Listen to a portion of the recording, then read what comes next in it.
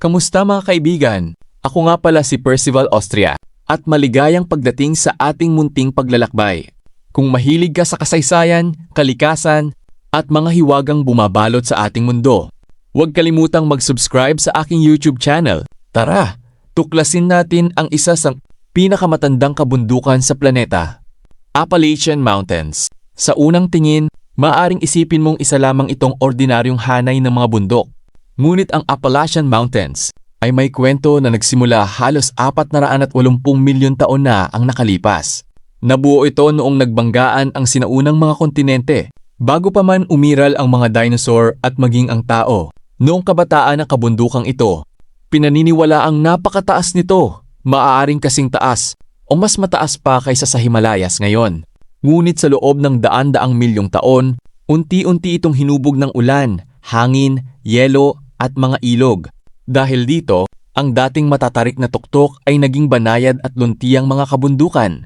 Ang Appalachian Mountains ay umaabot ng halos 2,400 kilometro mula sa silangang Canada hanggang sa Alabama sa Estados Unidos. Sa lawak nito, matatagpuan ang makakapal na kagubatan, malinaw na mga ilog at napakaraming uri ng hayop at halaman. Marami sa mga ito ay hindi matatagpuan saan man sa mundo. Hindi lamang kalikasan ang kayamanang taglay ng Appalachian, dito rin nanirahan ang mga katutubong komunidad sa loob ng libu-libong taon. Kalaunan, dumating ang mga European, settler at nabuo ang maraming pamayanan at tradisyong nananatili hanggang ngayon. Sa kabila ng katandaan nito, buhay na buhay pa rin ang kabundukang ito.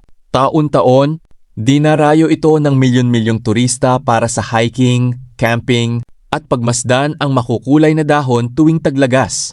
Isa itong paalala na kahit gaano katanda ang isang lugar, maaari pa rin itong maging tahanan ng bagong buhay at bagong kwento.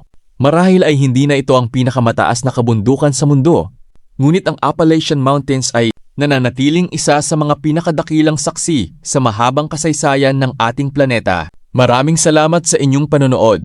Ako si Percival Austria. Huwag kalimutang mag-like, mag-subscribe, at pindutin ang notification bell para sa mas marami pang kamangha-manghang documentary. Hanggang sa susunod nating paglalakbay.